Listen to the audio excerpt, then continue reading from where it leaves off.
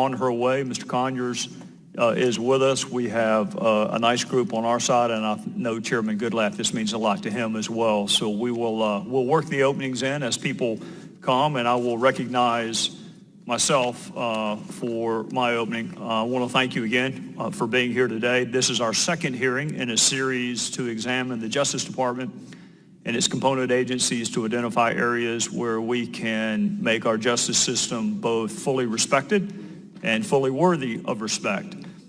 So I want to thank both of you, not just for being here today, but also for your long, distinguished careers in public service, which we will go into in more detail when you're introduced. As we all know, the Drug Enforcement Administration and the Bureau of Alcohol, Tobacco, Firearms, and Explosives plays a critical role in protecting the safety and security of our communities.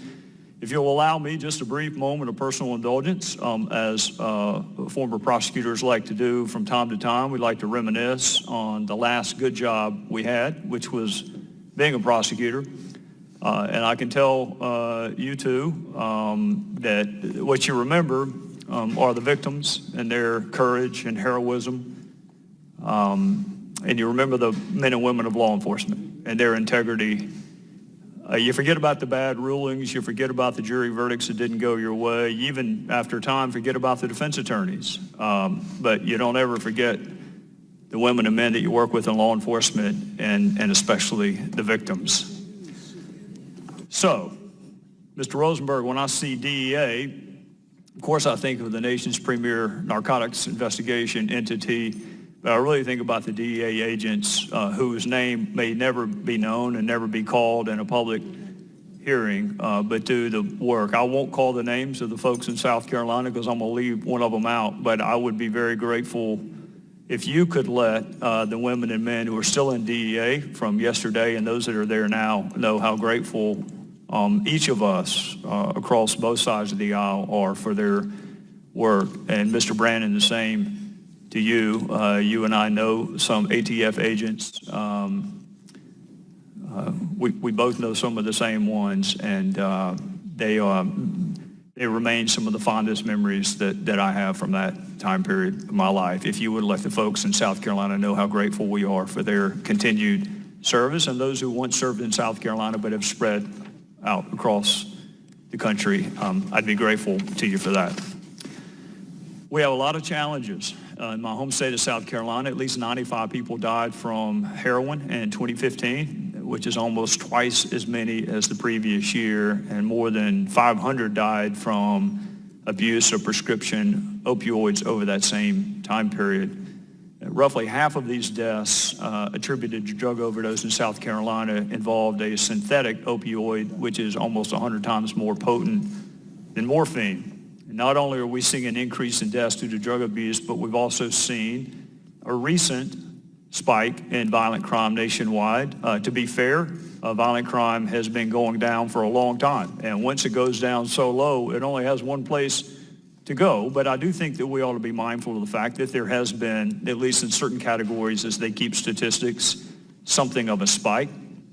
In 2016, violent crime increased in many of our nation's largest cities, which is the second year that metro areas saw an increase in homicide, robbery, and aggravated assault.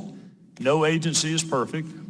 Congress certainly is not perfect, which may represent an understatement of biblical proportions, but it is our duty as an oversight body, as flawed as we are, to ensure that law enforcement agencies learn from mistakes, use taxpayer dollars responsibly and efficiently, to remain committed to their core missions of protecting the American people. We have a justice system that is looked to by everyone for fairness, efficiency, thoroughness, professionalism. Public safety is, at least in my judgment, the preeminent function of government, in as much as it is a subset of national security. And at the state and local level, public safety may be tied with education as the preeminent function of government. So it's not only incredibly important, it's incredibly important how people perceive the system. It can be fair but not perceived that way, and we still have a problem. So I know that both of you feel that way, or you would not have devoted your lives to the pursuit of justice. Over the course of the next several months, I want to work with both of you, not just in public hearings, but also privately, to make sure that Congress is doing everything it can do to enable you to fulfill your missions, and also to reflect on your missions, to make sure that we are pursuing the toughest where necessary and the smartest at all times policies we can, whether it is drug overdoses, narcotics trafficking, violent crimes, firearms trafficking, any other issue that impacts public safety and the well-being of our fellow citizens. I know that both of you, each of you, and each member of this committee wants not just the best, but the most respected justice system we can possibly have. And part of that is having frank conversations about sentencing laws and declination levels, 924Es, mental health, how it impacts your ability to do your job, how we as a society are treating mental health related issues. The justice system is, I was eating dinner with Tim Scott last night, who is a senator from South Carolina, and the person I respect most in politics. We have to have a justice system that people respect. And we have to be willing to ask tough questions, and we have to be willing to acknowledge that everyone doesn't perceive the justice system in precisely the same way. But it is the most unifying and equalizing force that we have in our culture. The fact that it is represented by a blindfolded woman tells us all we need to know. So you have the highest of all callings. And I'll say this in conclusion: next month, Congress recognizes National Police Week. That's in May. This is April. I'm not going to wait till May. I want to say, as a husband and a father and a citizen, how much I appreciate the line of work that y'all have chosen to go into, and make sure the women and men that work in your agencies know how grateful we are. That won't stop us from doing oversight, but it'll make us cognizant of the challenges that some people have volunteered for to keep other people safe.